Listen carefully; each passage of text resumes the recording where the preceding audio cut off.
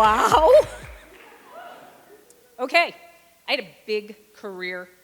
I opened businesses on both coasts for International Data Group, and then I moved up here to work for Microsoft, where I launched and then grew a product called SharePoint, billion-dollar business. Yeah. And I worked on Exchange 2000 for that, I'm sorry. And I was on a director track and things were going well, but then this kid showed up. And my husband and I, he's here tonight, we had waited a long time to start our family, and I thought, I'm gonna step back. But then this kid showed up.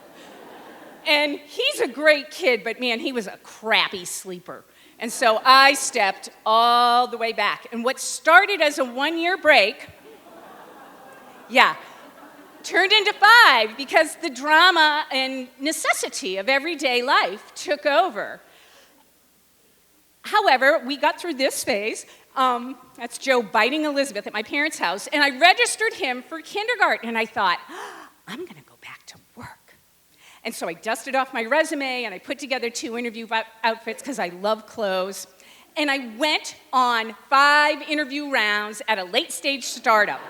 Yeah! I was so happy and upbeat, I thought, I'll just go back to work. And I went on these 5 rounds at this late-stage startup in the same space as SharePoint, got to the CEO, who looked at his phone for 20 minutes in the interview, and looked up and said, oh, you haven't worked for 4 years. Thanks for coming in. Oh, not enough swear words in the world.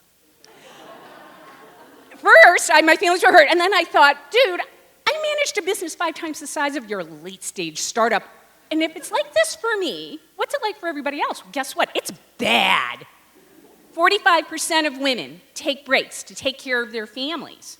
And when they come and they step out and they sacrifice money and status and advancement and investment opportunities, and 60% of millennial women say they're going to do this, right? This is a quarter of our workforce, and they sacrifice all this stuff to go home.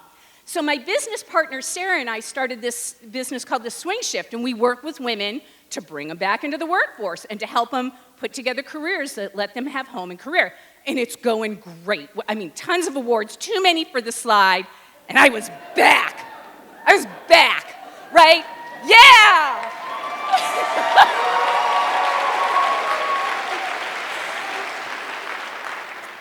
So I was going to events all over the city. I got invited to this all-woman exclusive female cocktail party, and a lead recruiter said to me, you work with all the mummies who want to work 20 hours a week. That's so sweet. No one will hire them. This is my friend Emmy. This girl-on-girl hate and this bro attitude of girls, oh, go home, girls. Go home and work. Oh, don't come back. I'm not having it. And you shouldn't either.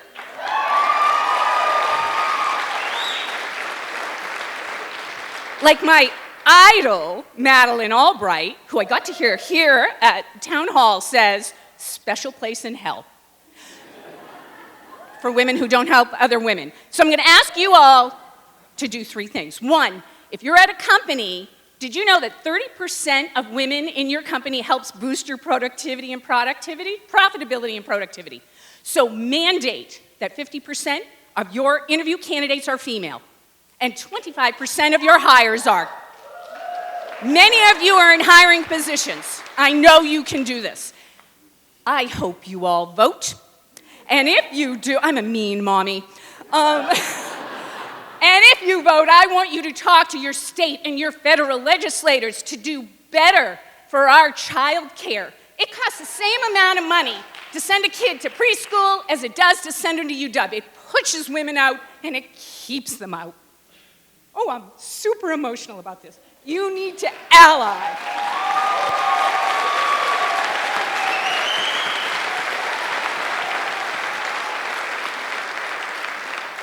You need to ally your candidates and your colleagues. They need their voices amplified. Mine's amplified. You need to help them amplify.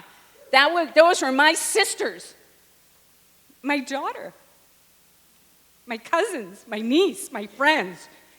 You all have these people in your lives. This is my family. Help me and help the world make this a more equitable place for all of us and level this playing field. Thank you.